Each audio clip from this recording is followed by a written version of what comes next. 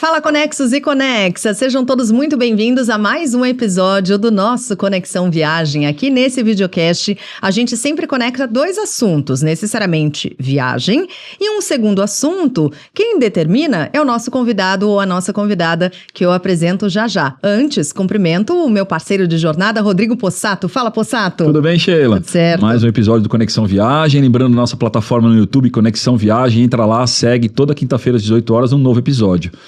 Vamos lá? Vamos! Hoje a gente vai dar risada. Muita risada. Porque o nosso episódio é viagem e humor. Mas antes eu quero aqui agradecer demais os nossos patrocinadores. Sem eles, este videocast não seria possível. Hotéis.com, encontre seu lugar perfeito. Enkel, parceria além da nuvem. E também a NW Turismo, agência que realiza sua viagem dos sonhos de um jeito todinho personalizado. Acesse lá no Instagram, @NW Turismo. Localiza para você chegar lá.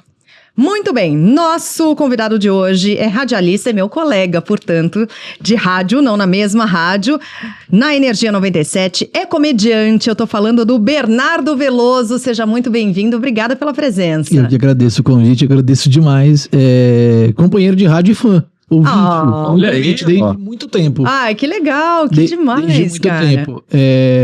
Olha, eu vou mexer numa caixinha que eu nem deveria logo no começo, mas vou mexer, não sei se deveria, se não deveria. Uma vez a gente tava fazendo alguma coisa no Morde a Sopra e me perguntaram sobre paternidade, que eu sou órfão de pai. E aí eu falei que se eu pudesse adotar 3 pais da minha vida, 3 possibilidades seriam Cortella, Tite ou Boechat. Olha só, o Boechat não ia querer, só pra te avisar, tá? Tenho certeza Ele não que aceitava não. qualquer coisa. Tenho certeza que não.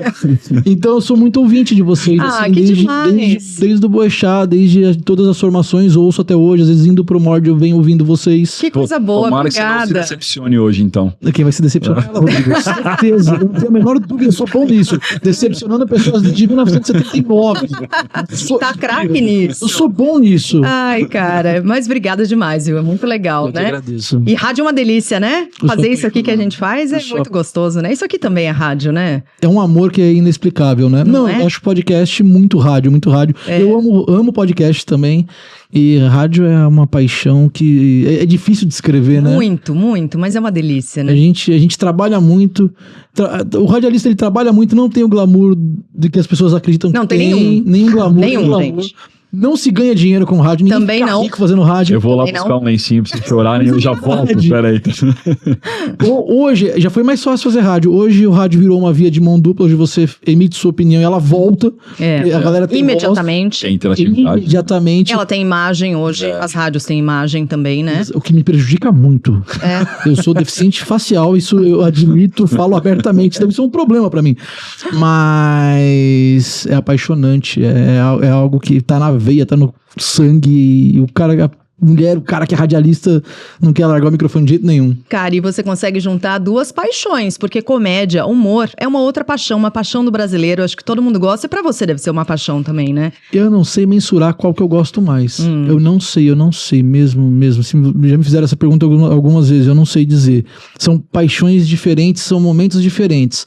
O rádio é mágico e o palco me dá uma liberdade, uma possibilidade que o rádio às vezes não me dá. Como eu tô no rádio, eu tenho total consciência de que eu tô entrando no carro da pessoa, eu tô entrando na casa da pessoa. No palco, a pessoa ela veio me assistir, ela sabe que ela tá indo assistir. Então tem uma liberdade que é fantástica também. E o retorno, né, do palco, a risada quando ela vem, ela mexe com tudo, né? Mexe, Compensador, né? ela é compensador. É um perigo porque mexe com o ego. Muito, né? É um perigo. É compensador, mas ela também é muito sincera, é muito honesta. É quando você tem um trabalho onde a resposta é muito imediata. Poucos trabalhos na vida você tem essa possibilidade de entregar e a resposta chegar. Pro Você bem e pro mal, né? Porque quando não vem a risada, e aí? Aí dá vontade de sentar num canto e chorar por 15 minutos, como eu estava falando antes de começar o podcast. Fracassei. É isso, é essa a sensação? Essa é a De sensação. som fracassado, que é a pior sensação do Essa é a mundo. sensação. Quando você já tem um tempo de comédia, e aí você, por exemplo, eu faço, meu show é quase sempre show solo. Tá. Então, às vezes a plateia tá mais fácil, às vezes a plateia tá mais difícil, mas eu sei que a plateia é uma plateia que veio pra me ver, então eu vou ter lá 1 hora de show, pode ser que seja um show que não seja tão legal, eu patinei durante os 10, 15 primeiros minutos, aí depois eu consegui entregar. Mas isso pega muito quando é um show de elenco, que você só pode fazer 10, 15 minutos e você vai mal, que isso eu já vi acontecer muito. Já aconteceu comigo muito lá. há alguns anos, de você ir mal 15 minutos no palco, 10 minutos no palco. Aí é trágico. Você fica muito... Desespero. Porque vai te abatendo minuto a minuto. Quando você... Essa sensação... Você não tem tempo de recuperação, né? Não tem tempo de recuperação. E quando você fica mais velho, que você já tem uma experiência de palco, você não deixa isso te atingir tanto. Então, eu mesmo, tipo, um show que tá difícil, hoje não veio, choveu, terça-feira, tem 15 pessoas no bar. A plateia não tá funcionando muito, eu cato o microfone, eu puxo o banquinho, eu sento, eu vou interagir, o rádio me deu isso, a interação, então eu brinco com a galera, volto, aí eu faço uma piada ou outra do texto, volto, então eu já sei lidar com... Eu sei que não vai ser explosivo, Sim. mas... 7 anos, eu acho que vamos colocar de 7 anos pra cá, quando eu comecei a fazer o solo com mais frequência, isso mudou. Mas antes desses 7 anos, quando eu subia no palco, assim como qualquer comediante que deu os 2 primeiros minutos, 1 minuto de show que não tá entrando, você entra em desespero, você começa a entregar com velocidade e você perde completamente o time e nada mais funciona. E dali pra frente é desastre. O que veio primeiro, o humor ou o rádio? Humor. Veio primeiro o... Vamos lá. Eita, não sei nem se eu posso falar disso aqui. Veio primeiro o rádio. Pode. Posso. Fui Você não poderia? Pode. Rádio comunitária. Ah, não, tudo bem. Pode. Faz Pode. parte. A Polícia Federal não ouve? Não acompanha a Eles gente? não escutam a gente, não. Comunitário é uma coisa. É só o pessoal né? do aeroporto, ela requinta aqui. Eu quando entro na rádio, que eu trabalhei lá, com muito moleque, me foi falado que tinha o Alvará, que era uma rádio... Era dentro de uma igreja. Uhum. A gente transmitia a missa de domingo. Só que até hoje eu tenho minhas dúvidas se essa rádio realmente era comunitária. Porque hoje eu sei que existe uma legalização na frequência de 38.7, é isso? E aí realmente existe. Naquela época eu não sei se existia. Entendi. Então, quando eu vou pro rádio mesmo, eu falo, será que eu trabalhei numa rádio que era realmente comunitária ou não? Isso me pesa muito. Então, quando eu vou falar, eu tomo muito cuidado.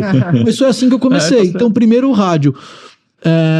Mas a primeira paixão que eu tenho no rádio é com humor. São com sobrinhos da Taíde. Olha só, que é muito marcante, né? 89 pra ouvir a última música, que era a primeira do dia, a última música das 10 lá, a primeira que era do Mamonas, que eu queria ouvir o Vira Vira, quando começou. Eu conheci Mamonas, queria ouvir Mamonas, e na sequência entrava os sobrinhos. Ali entra a minha primeira paixão no rádio por humor. Eu já ouvia rádio, era um ouvinte de rádio, mas ali eu falo, poxa, eu quero fazer isso. Uhum. E dali pra frente eu começo a batalhar pra entrar no rádio e pra fazer humor. Aí eu caio num site chamado Mortadela, que vocês devem... Mortadela. Eu era roteirista do Mortadela. E aí quando eu entro na Energia 97 pra trabalhar, isso já quase 20 anos, quando eu entro pra roteirizar o humor lá dentro, o Danilo Gentili vai dar uma entrevista e dali eu vou parar no palco muito na sequência. Então é tudo meio que junto. Muito rápido, né? É tudo muito junto, meio que rápido. Que bacana. E as coisas, elas andaram muito lado a lado, assim, nos últimos 18 anos. Que depois tem um tempo, né? De eu entrar na rádio, comecei a escrever humor pra parar no palco e aí é assim que desenvolve, que acontece. Legal. Pra onde a comédia já te levou, hein? Mundo afora, Brasil afora? Carapicuíba. Não, fala sério, pô. Além de Carapicuíba. Japão. Levou bem, hein? Ó, antes do Japão, aqui dentro do Brasil. Goiás, Goiânia, né? Curitiba, Bahia. Mas eu sempre fui de viajar pouco, porque por fazer a rádio e por ser muito família, eu não queria estar longe. Uhum. Então eu sempre evitei show. E por ser regional, ser um comediante da rádio de São Paulo, eu não vou conseguir lotar um show no Rio de Janeiro. Então eu sempre fui muito honesto. A Casa do Rio me procura, fala, Bernardo, vem pra cá. Não quero porque eu não vou lotar. Vou chegar aí. Vocês estão a fim de fazer um trabalho da casa lotar o show pro comediante? É um trabalho muito difícil. Quando o comediante não tem expressão nenhuma no local. Então eu viajei muito pouco. Mas Goiânia, o dono do The Guardians, que é uma casa de Goiânia, ele comprou essa ideia, ele veio me assistir em São Paulo, falou, quero você no The Guardians. Falei, cara, eu não vou levar ninguém pra sua casa. Ele falou, não, eu vou. Então eu fui fazer uma sexta e um sábado, viajei pra Goiânia. E foi ele só, né? Não, tô brincando. Não, a mulher dele foi. Então foi tudo certo. Curitiba tem uma casa que é estabilizada lá, que é o Curitiba Comedy Club. O Curitiba Comedy Club eu fiz algumas vezes. Uhum. Tem agora uma casa do Diogo Portugal chamada The House em Curitiba, que é muito legal, que eu ainda não fui. Eu tenho uma amizade com o Diogo, um carinho muito incrível por ele. Ele sempre fala, tem que marcar, mas o Diogo tem uma memória muito ruim, então ele esquece. E eu também não cobro. Então, uma hora eu sei que eu vou acabar fazendo The House. Bahia, eu fui para um festival na Bahia, um festival que tinha lá, acho que 12, 13 comediantes. 12 comediantes e uma celebridade, acho que essa é a matemática daquele festival. Interior de São Paulo, muitas cidades. Vocês contam o interior de São Paulo como viagem? Claro que sim. O interior de São Paulo é o melhor lugar que tem para fazer comédia. As pessoas são muito receptivas, elas querem ouvir realmente a piada. Elas estão sedentas pela piada. Que legal. E o retorno é muito bom. Pô, Sorocaba é incrível. Sorocaba tem uma casa de comédia também chamada Black House. É um lugar muito gostoso, sempre foi gostoso de fazer Sorocaba. Tem um núcleo de comediantes em Sorocaba, que vocês devem conhecer, que hoje é mais famosa de lá, a Cris Paiva. Cris Paiva. Ela sai de Sorocaba. Tem mais alguém que é... Pô, eu acho que o Paulo Cabanhas, que é o francês que faz stand-up. Vocês sabem quem que é? Um francês que faz stand-up também é conhecidinho. Ele virou influencer. Mas acho que ele também ele vem da França para Sorocaba, se eu não me engano. Então, que mudança de vida, hein? Você vê? Que loucura. Paris, Sorocaba. E ganhou o Brasil. Ele tem 1 milhão de seguidores, mais de 1 milhão de seguidores. Ele lota teatros. Mas aí você, a depender do público, do lugar, você adapta piadas? Sim. Você regionaliza a piada? Vou dar um exemplo da Bahia. Quando eu fui pra Bahia, eram 12 comediantes, um cara que é tipo o Sérgio Malandro da Bahia, eu esqueci o nome dele, a figura. E ele foi fechar o festival. Eu cheguei lá, eu era o único paulista entre eles. E eu senti que quando eu cheguei, não teve um oba, e eles estavam começando o movimento ali, eu já venho de um lugar que é estabilizado, acho que na cabeça deles chegou o paulista arrogante, o cara que já tá no meio da comédia. Cheguei quietinho, fui como convidado, então eles montaram o elenco, eles colocaram esse cara que era celebridade por último. Vocês conhecem um comediante chamado Igor Guimarães? O Igor Guimarães é um comediante muito popular no Brasil e em São Paulo. Ele faz Ratinho, ele é integrante do The Noite, ele é muito popular. Eu perguntei porque eu iria comparar. Eles têm um comediante chamado Pimenta. O João Pimenta também é estourado no Brasil, nível nacional. Hoje o João Pimenta ele é o Igor Guimarães da Bahia. Ele é muito, muito bom. Então montaram o elenco todo do festival, colocaram o João como penúltimo, eu como último e o cara que fecharia lá depois de mim. Então eu vi que eles prepararam um lugar onde eu tinha tudo pra realmente patinar. Vem um festival longo com 11 comediantes, entre o João, que era o cara que arrebenta, e ele realmente arrebenta. Sobe o nível, né? Exato. E eu tinha algumas piadas escritas sobre a Bahia, porque eu já tinha ido pra lá 2 vezes. E aí quando eu vejo o cenário desenhado, eu pego, vou pro camarim, me tranco, tá todo mundo no teatro, um teatro pequeno, deve ter umas 120 pessoas, dessas 120, 12 comediantes, 15, deve ter mais comediantes assistindo, e, caramba, tem muito julgamento aqui. Então eu saio dali da parte do teatro onde tá todo mundo, peço pra ir pro lugar onde era meio com um camarim, vou lá e eu reescrevo algumas piadas, o lance de adaptar. O que eu faço? Eu pego as piadas onde eu usava a Bahia e eu me coloco como a piada. Não que eu estivesse usando o baiano como uma piada, mas naquele momento eu usava a Bahia como o local um cara perdido na Bahia. Então eu reescrevo umas 2 piadas minhas como eu me coloco no lugar onde eu tô me ferrando lá. E tipo, o baiano é incrível. E aí quando eu subo no palco, eu abro com essas 3 piadas que eu readaptei, eu ganho a galera. Conquistou. Pronto. Conquistei a galera. Ali então, dali pra frente o que você tocar vai ser bem visto. Exatamente. Legal. Aí dali pra frente eu vou pra um outro texto de viagem, que daqui a pouco eu até falo sobre ele, quando a gente chegar num ponto que eu acho que a gente vai acabar chegando, que é do lugar que a comédia me levou mais longe. Japão. Vamos contar como é que foi essa experiência? Você foi? Foi incrível. Fui pra final do Mundial de 2012. Final do Mundial, cara. Que E aí? mundial, hein? Um mês antes eu não sabia. É verdade, Rodrigo, que mundial. Um mês antes eu não sabia que eu iria. Sou corintiano doente. E aí eu voltando da rádio pra casa, o Benjamin Bach, na época ele era integrante do estádio, o Benjamin me liga, eu tô dentro do trem. Voltando pra casa, trem lotado, eu atendo o telefone e o Benjamin... Bernardo, você quer ir pro Japão? Falei, ô Benja, é do estúdio 1 ou do estúdio 2 o golpe? De onde que tá vindo o trote? Eu não vou deixar, vocês vão catar esse meu áudio e jogar no ar. O Bernardo falou de Benja, tchau, sem tempo, trem lotado. Pum, toca de novo. O animal? Fala, Benja. Tô falando sério, é que teve a promoção da CVC aqui, eu falei, eu sei que teve a promoção, tô acompanhando. Eles querem um comediante, Benja, eu não vou cair no golpe. Pum. Vai depois virar meme no ar, né? E liga na sequência o cara da CVC. Tudo bem, aqui é o Bruno da CVC. Eu falei, irmão, desculpa. Vocês não tiveram a capacidade de mudar o nome do cara que trabalha comigo na rádio que chama Bruno. Pum. Louco. 5 minutos depois, dono da rádio me ligando, Zé Antônio. Foi, Zé, o animal, os caras estão tentando te levar pro Japão, você desligou na cara de 3 vezes da cara dos caras, eles estão atrás de outro comediante. É pra você mesmo, é verdade, não é trote. Aí eu pego e ligo pro Benja com, Benja, perdão, não tá aqui quem desligou. Qual que é a história?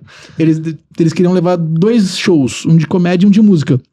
Eles levam comigo o Fernandinho, levam com o Fernandinho de Fox, né? Ou comigo ele, não sei qual que era a preferência, mas eram 2.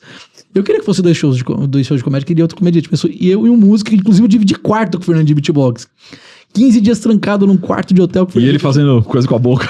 Você acredita que ele faz... Rodrigo, juro, o Fernandinho beatbox, ele faz beatbox dormindo. Dormindo? E não é com a boca. Aí, ele odeia essa piada. Você falou que são 15 dias no quarto, com o cara fazendo coisa com a boca. Prossiga, por favor, Bernardo. Eu tinha pensado nisso. Ele faz beatbox com a boca. Como que eu não cheguei nessa conclusão? Pois é, cara. Demorou, hein? 15 dias, muito tempo. Caramba, perdi um tempo. Eu poderia ter usado muito melhor o ter usado que ele tem. E aí foi isso. Eu fui pro Japão em um mês, assim, antes do Mundial, visto correndo e nem passaporte eu tinha. Você não tinha passaporte? Não tinha perspectiva de viajar. E aí, cara? Loucura pra tirar tudo. Loucura pra tirar tudo. E aí eu fui pro Japão. E qual a tua expectativa do Japão? Você se preparou antes? Nesse um mês você chegou a pesquisar? Você foi no escuro? Como é que foi essa tua pré-viagem? Sabe que eu sou um cara que eu não planejo viagem, né? Geralmente as mulheres da minha vida planejam. E aí, pra variar essa, eu fui completamente despreparado. Porque se você é homem e não tem uma mulher pra planejar a viagem com você, ela se torna muito mais emocionante. Porque as mulheres, elas são organizadas. O homem, via de regra, assim... Não é. Então eu fui pra lá completamente. Eu fui buscando informação aos poucos, lendo, tentando entender pra onde eu tava indo. E como foi em bando, acho que foi uma das maiores deslocações de povo de uma nação pra outra. Tem uma história assim, eu não lembro exatamente como é que é. São 30 mil, né? É, uma deslocação de um outro lado do mundo. Então quando eu chego no hotel que eu tava, lá no hotel que eu tava, tinham 2.000 corintianos. Você foi com um grupo de quantas pessoas? Acho que eram 2.000 no hotel que a gente tava. Caramba, é muita gente. Tinha um outro hotel.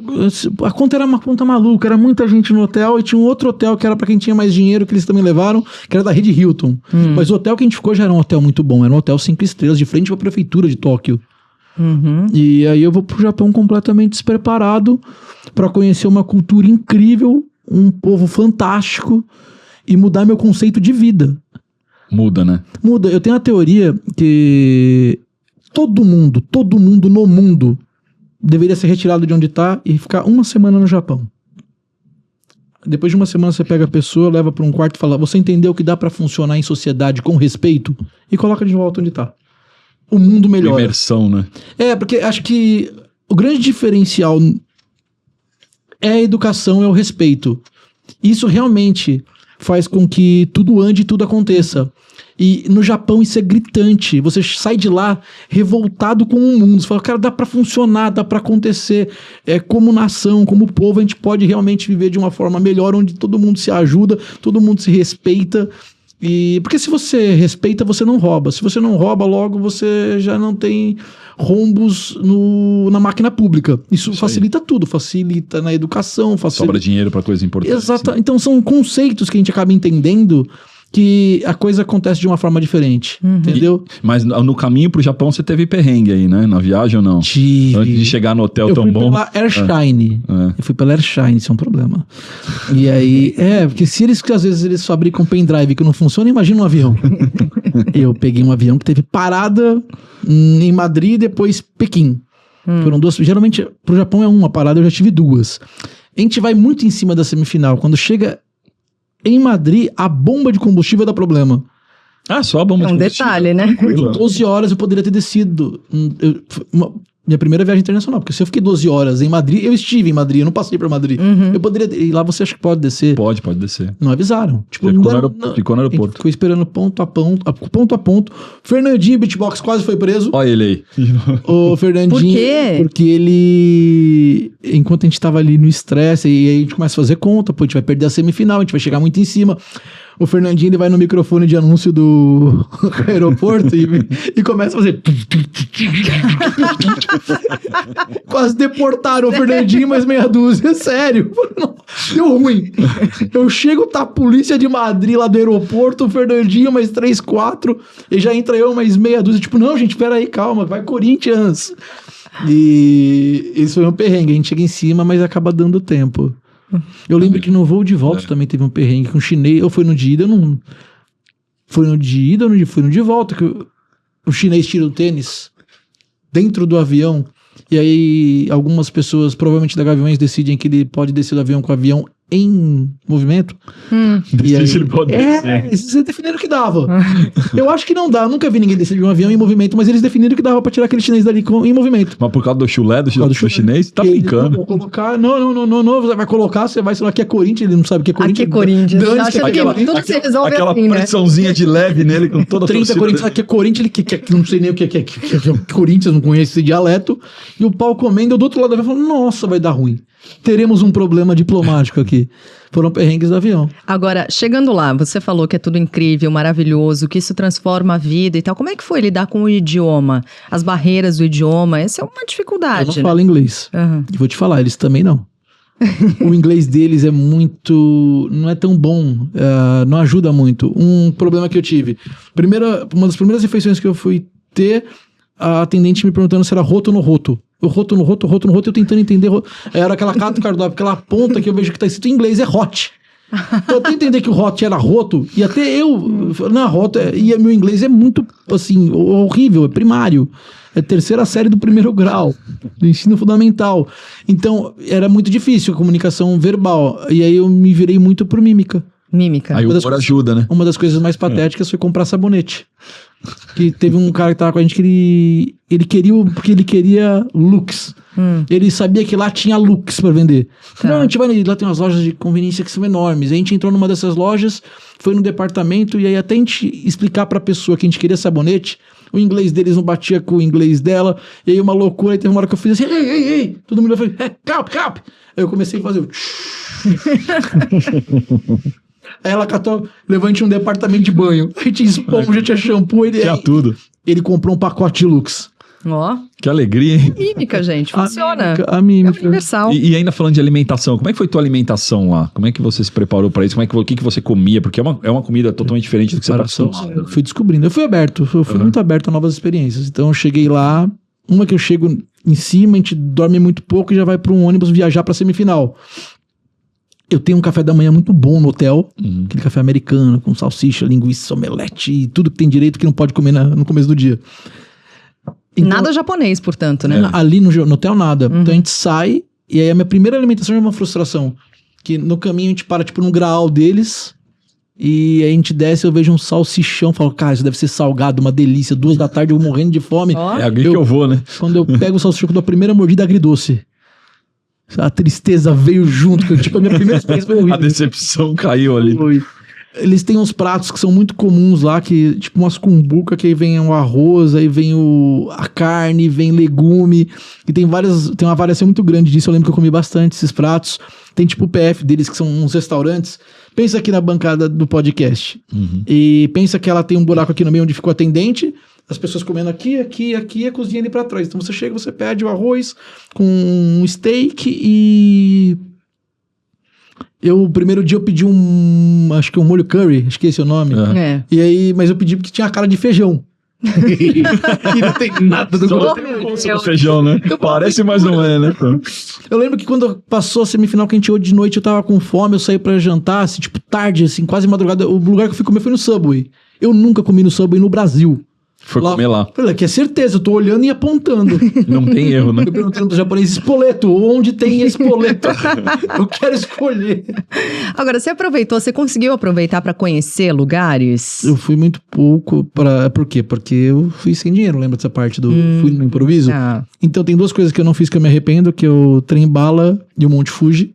Não fui pra esses 2 passeios, me arrependo, porque eu queria trazer uma câmera fotográfica pra família. E aí esse dinheiro eu fui pra um lugar lá chamado, tipo, aqui na Barra, que é a Santa Efigênia deles. E aí e lá é fantástico, lá tem tantas coisas legais. E lá eu compro a câmera, mas eu conheci o zoológico, foi muito legal. De Tóquio mesmo. É, tem o panda aqui, você não tem panda, lá tem panda. Que legal. Então lá eu vi um panda. Conheci a cidade histórica, eu andei de trem assim, eu conheci muito Tóquio, muitos bairros de Tóquio. A gente descia, ia caminhar, ia comer. O que é muito legal, né? Pra fazer turismo desse jeito, pra você conhecer, né? Provavelmente eu nunca mais volte pra lá. Porque se eu tiver a oportunidade de viajar, se não for a trabalho, eu não vou querer voltar pro Japão. Você vai pra outro lugar. Foi incrível, eu vou querer conhecer outros lugares. E como é que era a atmosfera lá? Porque era uma atmosfera diferente, era jogo, né? Então, 30 mil corintianos no lugar. Como é que era a atmosfera do Japão com 30 mil corintianos circulando naquele ambiente? Como é que é se reconhecer pro cachecol? É. Você olhava o símbolo do Corinthians no cachecol e falava, vai Corinthians, vai Corinthians. Isso era interessante, porque eu cheguei a andar algumas vezes sozinho. Depois eu fiz uma turma de amigos lá, mas nos primeiros dias eu saía sozinho, eu queria conhecer. Eu não tinha amizade. Meu barbeiro tava comigo no mesmo hotel. Meu barbeiro ele parcelou, foi. E aí, até eu começar a sair com o meu barbeiro ou com um grupo de amigos que eu fui, uns 2, 3 primeiros dias eu saí sozinho. Isso era legal, porque você saía, você encontrava corintiano e ali você começava a conversar, fazia um bate-papo. Isso ajudou bastante, o fato de ter muitos corintianos naquele momento ali. Isso me deixou um pouco mais tranquilo pra sair sozinho. Claro. Porque você sai sozinho num país que você não tem noção da língua. Você pode se perder. Hoje em dia tem aqui, você puxa no celular, tem o Waze, GPS. Na época não era tão fácil. Você ter, você buscar aí vai... Facilidade, né? Não tinha facilidade que tem hoje, 2012. Então eu meio que falei, vou porque tá cheio de brasileiro aqui, eu não vou me perder. Era dito e feito, eu andava 2, 3 quarteirões corintianos. Tem um corintiano em cada esquina. Tinha. Precisando, não ia ter erro. Não passei aperto com isso. Boa. Mais um convidado falando de Japão, hein, gente? Japão Quem foi o outro? Todos. Quase todo mundo passa aqui e fala ou quer ir pro Japão, ou conheceu o Japão, ou quer voltar pro Japão. Quer voltar pro Japão. Todo mundo acha impressionante. Conheço um comediante que leva muita gente pro Japão, que é o Luiz França. Todos os shows de comediantes. Tem uma cultura de brasileiros que assistem os shows de comediantes que vão pra lá. E o Luiz França é o que levou. Já foi o Whindersson, já foi o Leandro Hassum. Pô, já foi tanta gente pra lá. Olha que legal. E trabalho com um repórter que é integrante da Mordassopra, o André Ranieri, que é louco pra ir pro Japão, ele é apaixonado pelo Japão. Então. Sempre fala, quero ir pro Japão. O Japão ele tem mesmo, ele mexe com a galera, né? Tem, eu acho que sim. O Japão tá na onda, tá na crista da onda do turismo. O Japão tá sempre à frente. É. Você pensa que o Japão foi o primeiro país a proibir o Léo Lins de fazer show. Eles estão... Olha a visão dos caras, né? Eles são visionários. Parece que lá no Japão, em 2016, ele já tava condenado a 8 anos de cadeia. É verdade, vocês sabiam dessa história?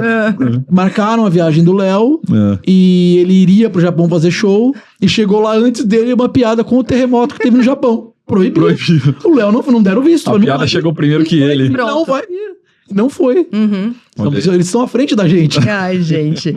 Esses papos sempre me deixam assim, morrendo de vontade de viajar. Japão, por exemplo, é um desses destinos, né, gente? Quer tirar férias, né? Não dia de semana, dia de trabalho. Né? Dia de trabalho. Mas eu não ligo. Pode ser terça, quarta, quinta, sexta, não importa. Todo dia é dia de viajar. E com o nosso descontão do hotéis.com, você vai se hospedar e vai pagar muito barato. É isso, gente. Então acesse lá hotéis.com. Não esqueça de usar o cupom Conexão Viagem, tá bom? E aí você viaja numa boa e tem uma parte excelente. Você parcela em até 12 vezes sem juros. Porque melhor que viajar é viajar barato. É isso, viajar barato e chama a gente. A gente vai. Mas como é que foi essa experiência de sentir tão de pertinho, né? Eu acho que essa coisa... Você falou da experiência... na cidade, de ter muito corintiano, e a experiência no estádio, gente. Porque, assim, há aquelas pessoas que fazem viagens. Eu, por exemplo, gosto de, quando eu faço viagem internacional, eu sempre procuro algum jogo para assistir. Isso é legal. Porque eu adoro conhecer estádios mundo afora, assistir jogos horrorosos, mas conhecer estádios belíssimos. Que jogo que eu vi? Até te mandei um vídeo. Bósnia aí? Bósnia, jogão, hein? Bósnia e Hungria. Fui ver. Eu vou indicar da Europa. Vocês um convidado incrível, o Mochileiro da Bola. Mochileiro da Bola? Ele viaja o mundo assistindo jogos. E ele assiste uns jogos... Já tá convidado. Muito maluco, assim. Ele vai, tipo, pra segunda divisão do campeonato mexicano. Olha aí. Cara, adoro isso. Ele adoro. É incrível. Tem essa coisa, então, de fazer turismo, pensando também em assistir alguns jogos, conhecer estádios. Como é que foi isso pra você? Conhecer estádios completamente diferentes, muito mais na época, muito mais modernos do que aqueles que a gente tem. Como é que foi isso? Foi muito legal. Sabe o primeiro impacto que já é diferente? Quando você entra em um estádio e tá tocando a música da Champions League. Não sei por que tava tocando essa, juro. Acho que foi no dia da final. Que a gente entra que já tem uma música que é diferente, já tem aqui já tá tocando um Zeca, já metendo... aqui já tá tocando um Zeca, uma Ivete Sangalo. Eu lembro que eu fiz algumas besteiras no estádio. Assim, eu cometi algumas... Mais, né? Não, mais, Sheila, porque brasileirinho, né? E aí teve duas que eu cometi no estádio, assim, tudo muito organizado, tudo muito incrível. Então você já começa a ficar com vergonha de aprontar. Só que eu chego Eu sou muito Caxias no jogo, eu quero entender o jogo. Eu não fico torcendo e gritando. Acho incrível, a torcida do Corinthians principalmente precisa de quem faz isso, só que eu não sou esse cara. Aí eu sou neurótico, eu trabalho com a voz, minha voz já é ruim, eu tenho medo de perder a voz, então eu chego, eu assisto o jogo. Eu chego, quando eu pego meu ingresso, que eu ganhei da empresa que me levou, e eu chego lá, eu entro no meio da Gaviões, atrás do gol, inclusive onde o Guerreiro faz gol. Eu falo, eu não vou ficar aqui. Eu não vou ficar aqui porque eu não vou conseguir assistir o jogo. Esses caras vão começar a pular. É o tempo inteiro, né? Eu quando fazia repórter de arquibancada, teve uma das vezes que eu fui com o aparelho, porque foi um jogo antes, no repórter do Palmeiras, o Zé Henrique, ele tomou uma costa dos caras lá na numerada do Palmeiras. Eu falei, não, você é muito no ar. O Zé Henrique é Nutella, ele tomou uma bronca dos caras da torcida do amendoim do Palmeiras e eu vou pro meio da camisa 12. Eu lembro que eu fui com equipamento, os caras me empurrando, falaram, pula. Então lá não tem, sabe, você tem que chegar e tem que fazer. É assim que funciona. Então eu falei, caramba, eu não vou ficar aqui. Aí, onde que entra o brasileirinho? Eu menti pra sair de onde eu tava. Eu saí de onde eu tava, eu não podia.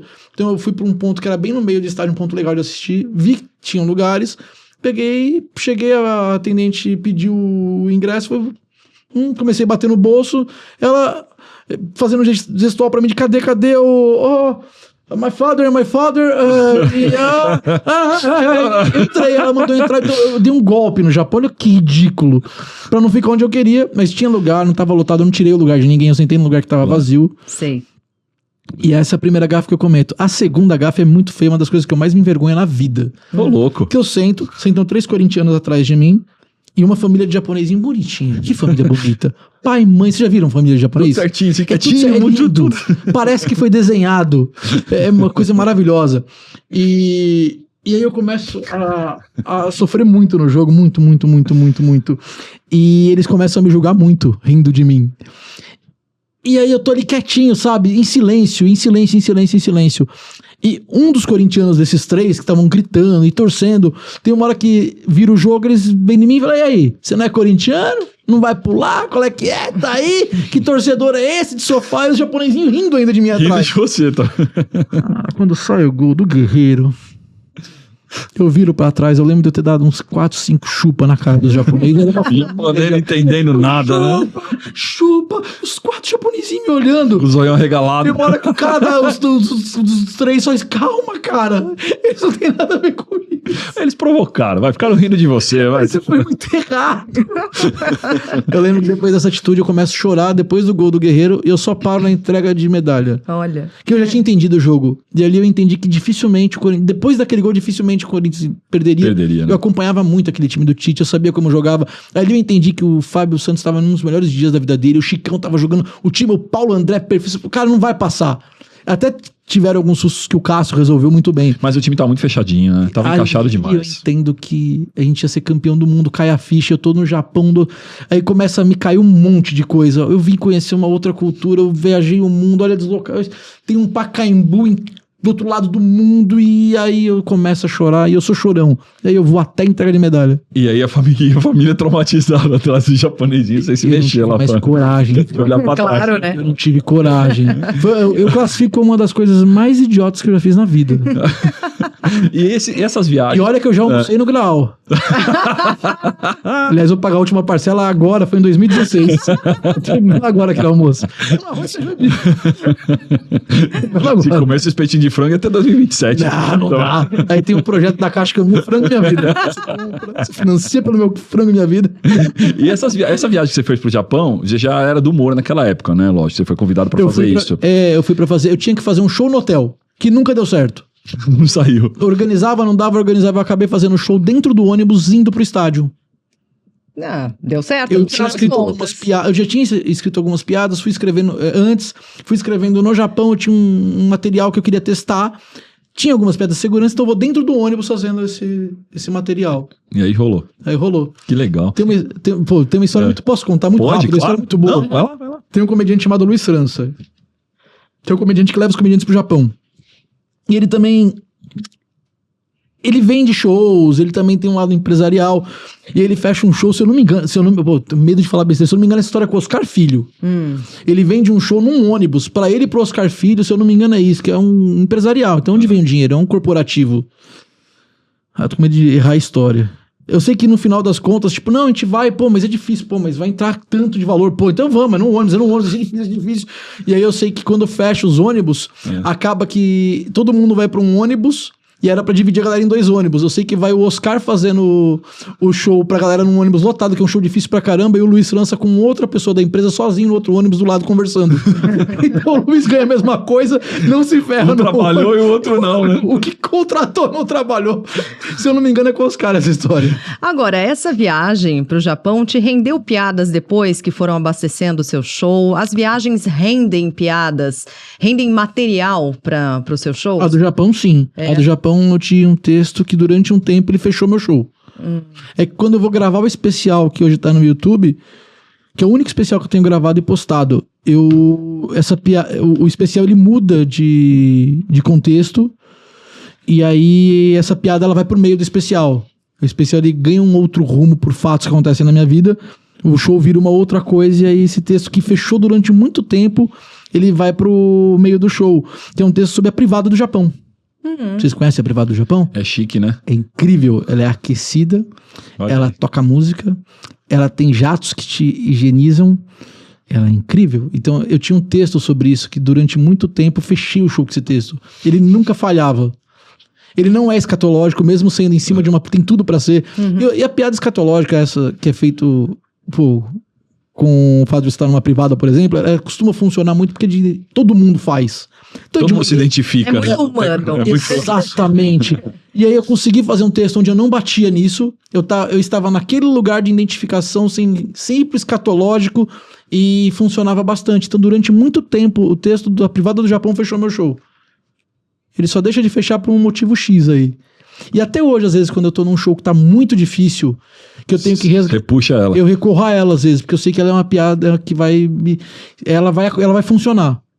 Quando ela funciona muito bem, ela explode. Quando ela não funciona muito bem, ela entra. Então, ainda é um texto que se eu tiver que... Mas isso é muito de comediante, viu? Outro dia eu assisti um comediante que é famosão em um evento pra rádio que eu trabalho. Ele entrou pra fazer o evento e falei, nossa, ele tá se ferrando muito. Nas 3, 4 primeiras piadas, que não era um ambiente apropriado, era um salão de eventos, a galera tava longe do palco, muito iluminado, e ele se ferrou na primeira, se ferrou na segunda. Quando eu vi, ele tava puxando uma piada que ele fazia há 18 anos. E funcionou? Funcionou, mas explodiu. Diante do que tá acontecendo, ela funcionou. E aí foi muito curioso ver que o comediante, mesmo que ele esteja numa situação... que esse comediante que eu tô falando, ele já tem aí 4 especiais gravados. Tem um plano B na manga aí, né? Deve ter, sei lá, 8 horas de material de show.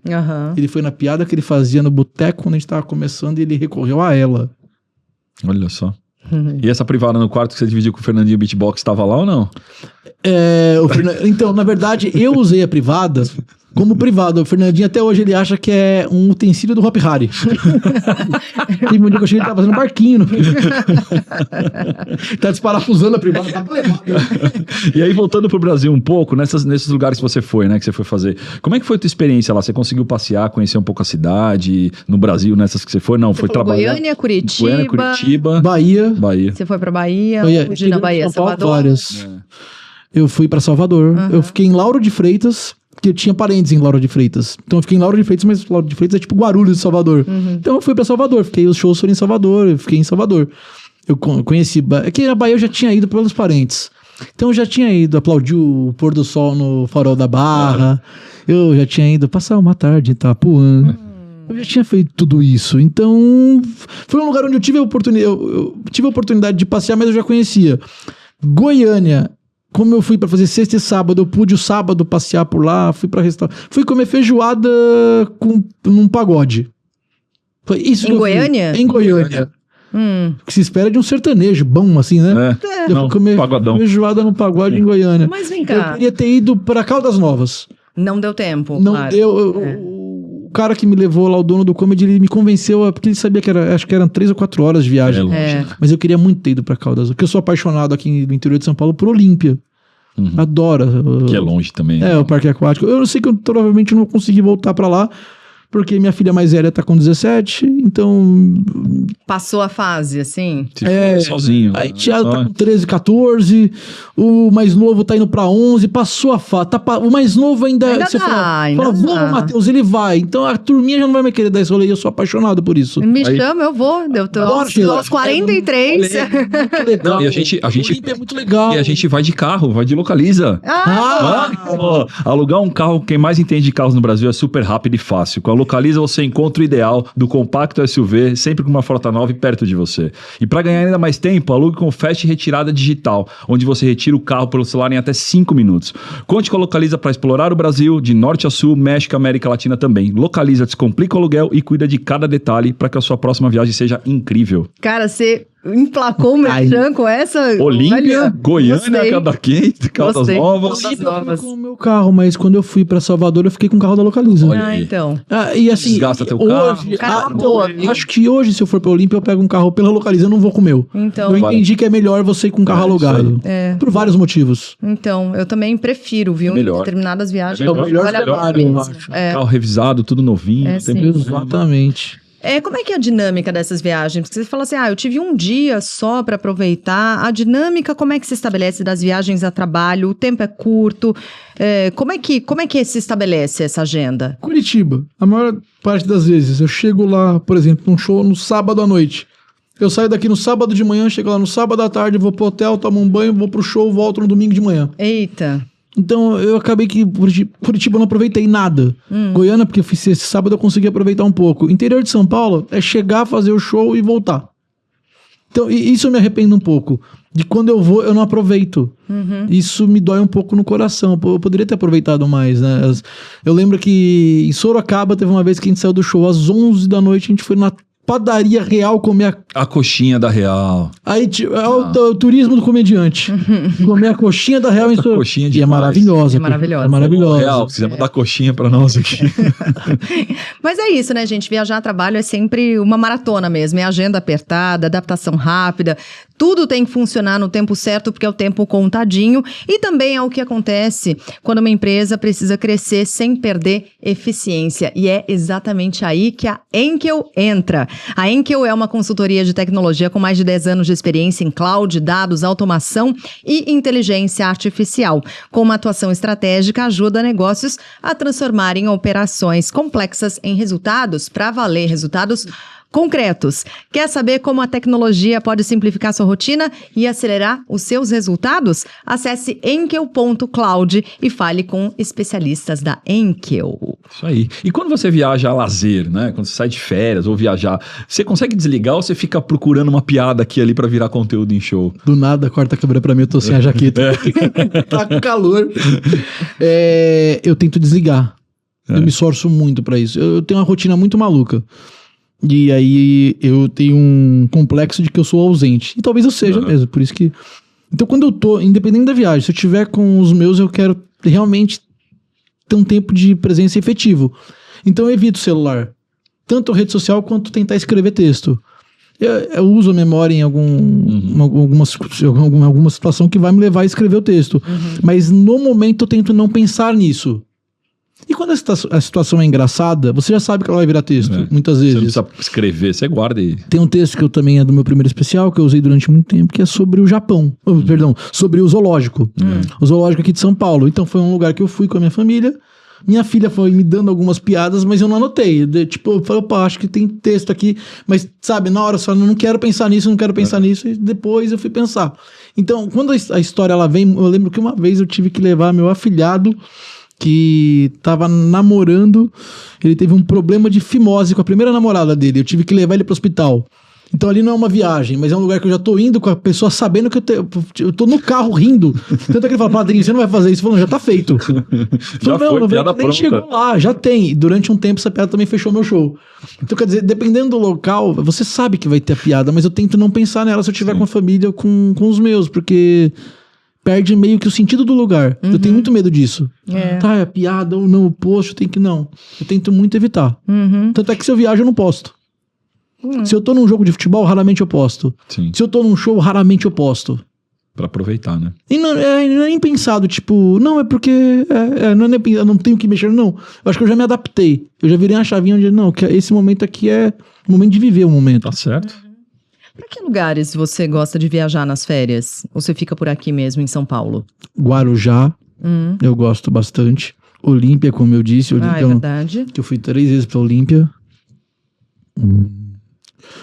Cruzeiros, já fiz cruzeiros, mas a trabalho, mas eu considero como viagem. É viagem, poxa. Viagem, eu fiz Cruzeiro é super gostoso. 3 cruzeiros.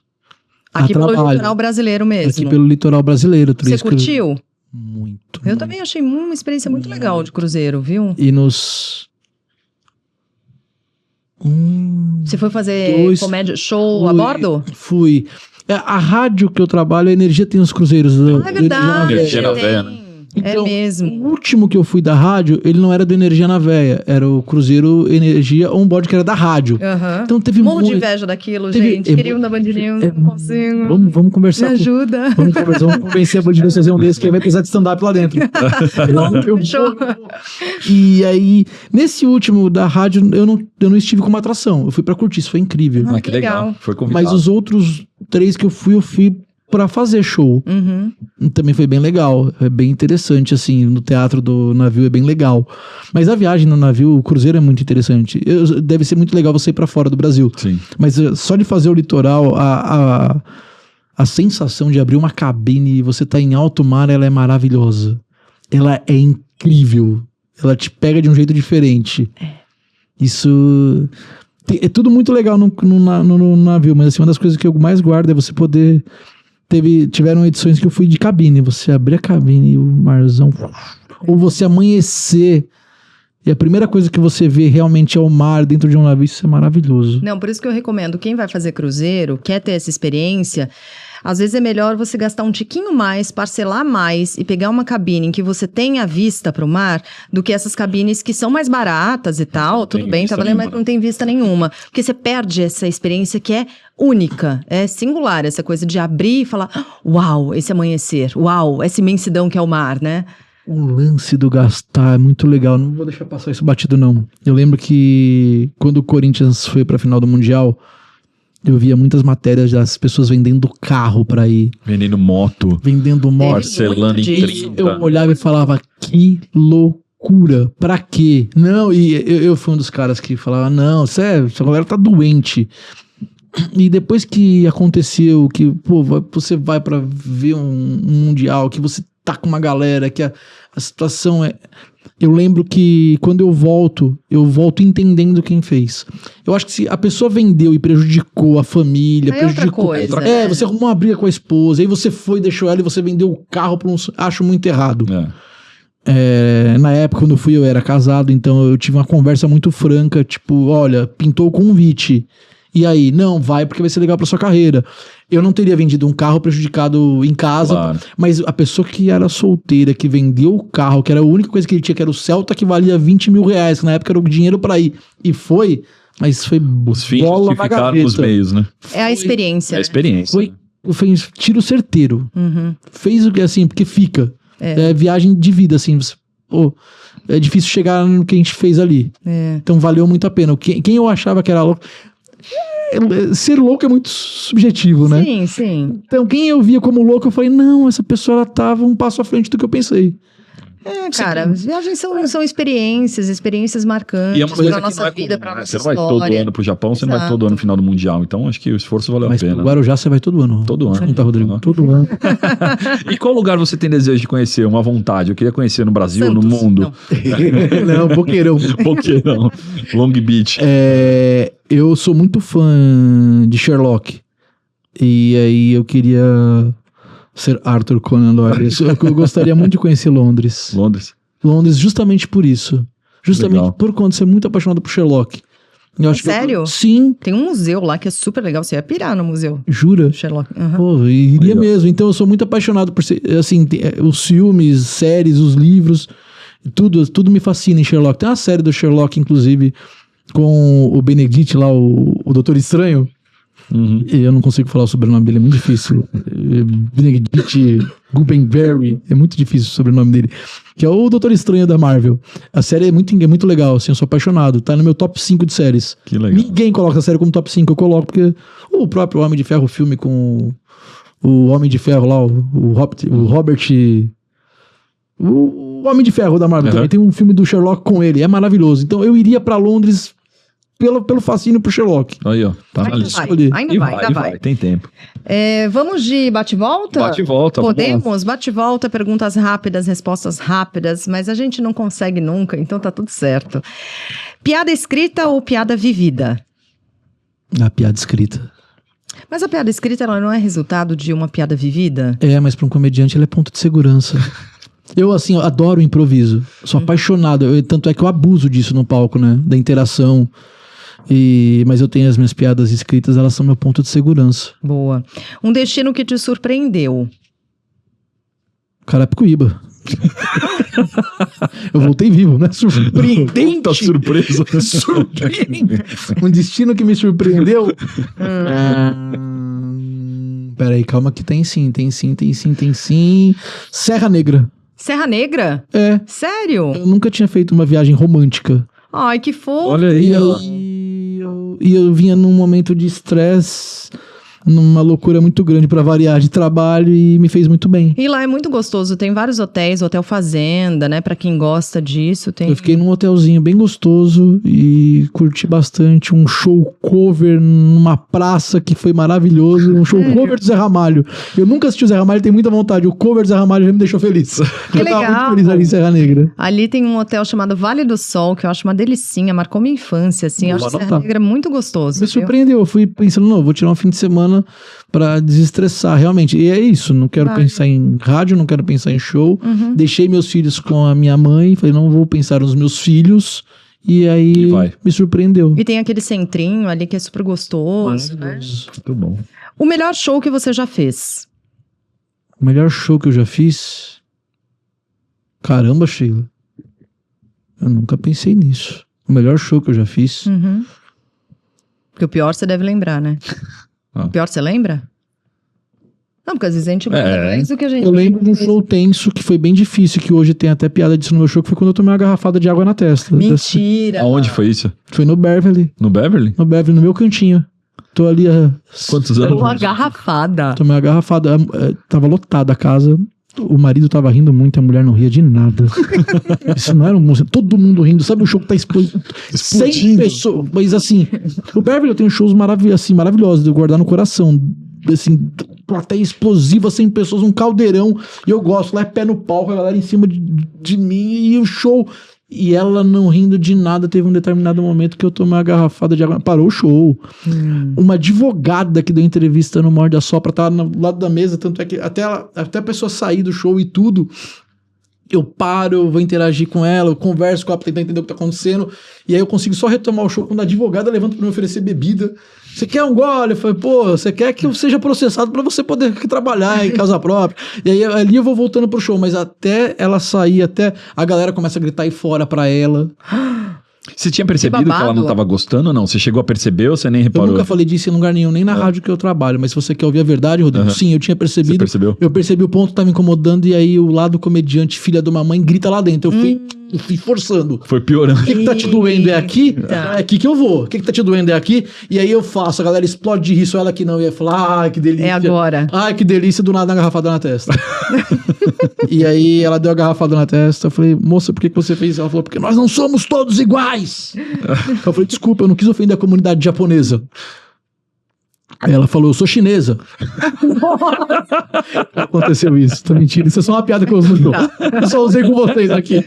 E aí ela tava se incomodando, eu sei como que ela tava se incomodando, era realmente com as piadas. Eu não tenho um texto pesado. Mas eu também não, assim, eu tenho algumas piadas que são tinta forte. Eu não sou o cara da piada polêmica, eu sou o cara da piada. E assim, meu show é um show leve. Mas eu fiz a primeira, eu vi que bateu errado. E aí eu tenho algumas guardadas. Então eu fiz a primeira, eu vi que ela incomodou, falei, vou na segunda e vou. E aí durante o texto, muito antes dessa polêmica toda em cima da comédia, eu sempre tive um texto onde eu falo sobre a galera que reclama de piada. Então eu usei esse texto, nesse texto eu forcei. Ela foi ficando mais puta ainda. Ela foi ficando até que ela deu a garrafada. Caramba. Eu não lembro, juro que até hoje eu não lembro. Até uma quebra, né? Porque depois eu faço uma outra piada que falou que foi nessa garrafada, foi nessa piada que ela me deu a garrafada, mas não é, eu não lembro qual que é a piada até hoje. Tamanho eu bloqueio, eu nunca parei nem pra pensar nisso, eu não lembro qual foi a piada, mas eu lembro que eu fui forçando. Eu sei o que tava existindo aqui. E era mais incrível que tá todo... É que você não vai imaginar a reação, né? Do Tom. Eu só queria que ela fosse pra casa triste. E depois que eu faço o texto onde eu falo sobre o limite, falo, gente, vocês estão dando um tiro no pé de vocês mesmo. A gente tá criando um mundo onde ninguém mais vai brincar com ninguém, porque tudo vai ser realmente ofensivo. E, pô, não tô nem aí. Minha vida é fazer comédia. Eu vou continuar fazendo. Você vai me proibir de fazer piada com isso? Eu vou fazer piada. Então, eu tenho um texto que eu crio toda uma história pra mostrar que a pessoa que reclama de piada, ela não tá num lugar legal. Porque se ela tá ali dentro de um show de comédia, realmente não é o lugar que é pra ela estar. Você tem todo o direito de não gostar. Ninguém te obrigou a estar lá. Exato, você tem todo o direito de achar que certa piada não deveria existir. Você pode, inclusive, processar o comediante. Tudo isso você pode, porque a gente vive num país livre, numa sociedade que você pode tudo. E aí tudo vai ter uma consequência. Isso. Mas o que eu acho que você não deve fazer é ir num show de comédia se você não gosta de piada. Então você tá num lugar que não é muito legal. Acho que ela queria acertar o marido dela que levou ela e acabou descontando isso, tava A garrafada era pra ele. que ela tava muito irritada com isso. Porque você pensa, ele rindo de tudo e ela não rindo de nada. Então, isso claramente estava incomodando ela. Mas aí foi... Esse é o mais tenso, né? O melhor você não lembra. Caramba, eu não consigo lembrar. Eu vou colocar num lugar muito especial. Não foi o show mais funcional. Mas eu vou colocar num lugar muito especial a gravação do especial A Vida Como Ela Erra, que tá no YouTube. A Vida Como Ela Erra, o dia da gravação foi muito tenso, tinham muitas pessoas queridas na plateia, o que torna o show mais difícil. Quando você tem pessoas que você ama na plateia, pessoas que eram você piadas. Você quer entregar o seu melhor o tempo todo, meu sobrinho, né? que é da piada da Fimosa, ele tava. Minha filha, que é de um monte de piada, ela tava. A mulher da garrafada tava lá também. Deveria estar. Mas assim, eu já passei por situações incríveis no palco. Eu teve um show que o cara levantou e mostrou a bunda pra mim. Sério? Sim, porque, cara, eu não sei nem se eu posso falar disso. Pode. E aí, era num bar que não era de comédia, o show tava muito tenso, e essa pessoa interagindo muito, ela tava na segunda fileira, eu tô aqui na primeira fileira, tem a primeira fileira, tá na segunda, e a pessoa interagindo, eu falando, e a pessoa interagindo, ela atrapalhando muito o show, eu tentando ir, e ele entrava e comentava uma piada, comentava outra. Teve uma hora, sabe quando você fala pra pessoa, você não fala de uma forma literal, isso é muito, Sheila, desculpa, é muito de homem pra homem. Teu? E eu falei, teu? Ele levantou, falei, esse cara vai bater em mim. Ele levantou, ele virou de costas, ele abaixou as calças e mostrou o... Meu Deus! Parece incrível pra você, Sheila? Você tem que ver a cara da primeira mesa que virou pra ver o que tá acontecendo. Maravilhoso. Foi lindo. Que momento único. A moça parecia que tava entrando no túnel da... Meu Deus do céu. E eu pensava, que saudade da garrafada. A garrafada é a água. única coisa que eu vi na minha cabeça. Vamos lá. As férias preferidas pra curtir com os filhos. Qualquer lugar que eu esteja com eles. Boa. Qualquer lugar que eu esteja com as pessoas que eu amo. Acho incrível viajar. Acho maravilhoso conhecer lugares novos. Mas todas as vezes que eu fui pra fazer show que eles não estavam comigo, não tinha um quinto do sentido. Não tinha graça, né? Eu só pensei, assim, parte da minha cabeça era, e se eles estivessem aqui? Não. Poxa, como eu queria que eles estivessem aqui. Então isso é um bloqueio que eu tenho com os shows. E isso faz muita diferença. Então quando eles estão, se eu estiver em Jundiaí, comendo como é que é o lugar do Rio lá em Piracicaba? Comendo peixe na beira do Rio, já vai ser incrível. Tá valendo. Mas vamos ficar com Olímpia. Boa. A melhor refeição que já fez em uma viagem? Caraca. Serve o parmegiana do Bar do Alemão em Itu? Nossa, serve demais. Como é bom, né? Demais. Aqui Veio pra São Paulo agora, né? Eu sou apaixonado por parmegiana. São Paulo não é o mesmo. É o mesmo. Não é o mesmo. Tem uma briga familiar, tem uma treta da receita ali. O que é que eu te falo? Eu gosto muito de um parmegiana de um bar chamado Cruzeiros, dentro do shopping Cantareira. Olha aí. Eu morei no Jaraguá há um tempo e não é longe. Aí eu fui comendo Cruzeiros do shopping D. Não era o mesmo parmegiana. Então não era mesmo. Tem que ser o de Itu, gente. Aí sim, viu? Ele é muito bom. Tá entre os três mais gostosos que eu comi já. O de Itu, o do Cruzeiros que eu citei, e o da Pompeia aqui. Como é que é o nome do restaurante? Degas. É bom? Degas, eu sei onde é o Degas. Vou lá. São os três que eu mais me encantei. Turismo em São Paulo. O de Itu ficou. Ficou muito... Boa. É bom. O público mais receptivo? Interior de São Paulo. Interior de São Paulo? Interior de São Paulo é muito bom. Repetir um destino que você gosta ou sempre conhecer um lugar novo? Sempre conhecer um lugar novo. O mundo é muito grande, né? Pra gente ficar repetindo. Falou a pessoa que já foi quantas vezes pra Olímpia? Mas sabe por que eu acho que eu... Pro Guarujá. Porque é o lugar que eu consigo estar mais próximo das crianças. Aproveita. Eu acho que é isso. Das crianças que já não estão mais tão crianças daqui a pouco. Então acho que eu fiz a escolha certa. Eu consigo conectar melhor com eles ali. Tá certo. Boa. Um item indispensável na sua bagagem. Escova de dente? Boa. Sim. Por favor. Item indispensável na viagem com as crianças. Tá pensando? A piada veio, eu guardei pra mim. Não. Pode contar. Pode. Mordaça, né?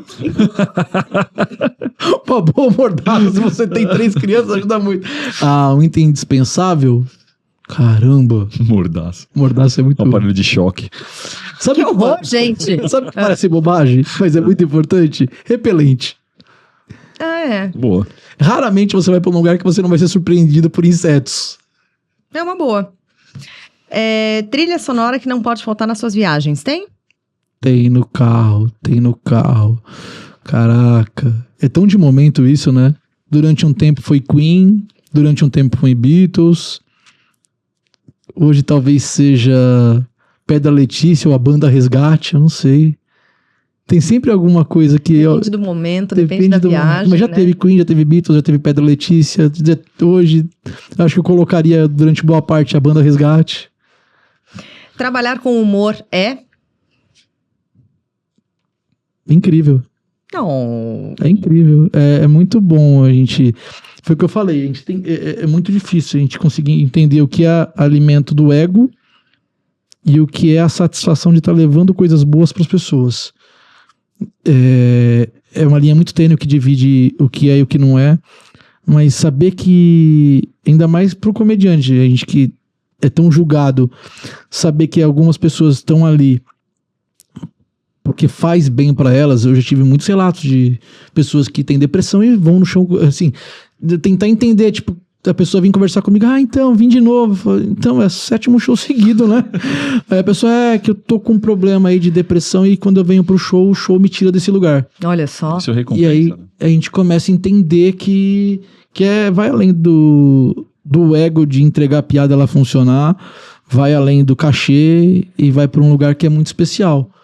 Que por mais que a gente questione se a comédia ela é angelical ou maldita, ela leva um sentimento bom. Ela leva um sentimento que é necessário. O riso ele é praticamente fisiológico, né? Tenta ficar sem rir. Então a gente consegue de uma forma programada levar isso pra pessoa. É muito louco você poder programar um sentimento bom em alguém. Porque é programado, a piada ela é escrita. É um dom, né? Exatamente. Você não consegue programar exatamente. Você consegue, mas não é uma certeza. Tipo, eu sei que se eu fizer minha namorada acordar amanhã com um buquê de flores e uma cesta de café da manhã, ela vai acordar emocionada. Mas pode ser que não, pode ser que ela só fale, ai, que legal. Pode ser que sim, a piada escrita e a piada que é testada e funciona, eu sei que ela vai funcionar. Hoje aqui com vocês eu fiz umas 2, que eu tinha certeza que entraram. Que foi a da garrafada. Eu falei, putz, eu vou fazer aqui, eu usei com vocês. E a do mostrar a bunda pro show. Então, eu tinha certeza que vocês... Então, é muito incrível poder ter isso na mão. Eu posso fazer a pessoa rir. Uhum. E isso derruba uma armadura, abre porta, isso te aproxima das pessoas. Você acaba ficando mais próximo das pessoas. Olha... E é mesmo, né, gente? Que delícia, viu? Muito legal. Passamos 1 hora sem você ser preso. Né? Não vai ser processado por enquanto. Mentira, tá entrando agora Alexandre de Moraes. Obrigada pela presença. É nada. Mas tá falando também, vai ficar 8 anos na cadeia ou 2 milhões, eu pagar 2 milhões de multa? 2 milhões de multa. 8 anos, podendo dormir mais do que 5 horas por dia. Tá tranquilo. Eu vou entrar numa cela que não vai ter pai faz janta? Vocês têm noção disso? Pai faz janta, eu ouço isso? Há quanto tempo eu não tenho opção de falar hoje não? Às vezes eu falo pizza! Aí não pode dizer todo dia. Isso aí. Bernardo Veloso, radialista, comediante da Energia 97, meu colega de rádio. Uma delícia de papo. Sindicato. Uma delícia de papo. Obrigada pela presença, viu? Foi demais. Eu que agradeço a vocês muito, muito pelo convite. É um assunto gostoso falar de viagem. Vocês têm a química muito boa, viu? Eu me senti muito à vontade. Eu dei muita entrevista pra podcast que a gente não se sente tão mal. Me senti muito à vontade com vocês. Pô, que bom. Mano, meteu um pix ali, né? Peraí que depois eu mando o pix combinado ali. Me senti à vontade. Que bom. Essa devolução, quando a gente tem do outro lado da mesa, é muito importante. E pô, me senti mesmo. Valeu, obrigado. Que delícia, obrigada. A você, nosso muito obrigada pela audiência, pela companhia. Possato, mais uma, hein? Brigadão. Obrigado, Sheila, Bernardo, pela presença. Eu agradeço. Conexão Viagem no YouTube, entra lá, se inscreve, clica no sininho, toda quinta um episódio novo pra você. Agradecer a Clover. Das nossas camisetas. É linda essa amarelinha, deixa eu ver. Travel for food and also for food. Ou seja, eu viajo pra comer. E agradecer o Blue Space também, o estúdio que a gente tá aqui na Vila Olímpia, em São Paulo. E a Marcela Coimbra, que é a jornalista, diretora, roteirista, produtora desse nosso videocast. Minha gente, um beijo enorme e até o próximo Conexão Viagem.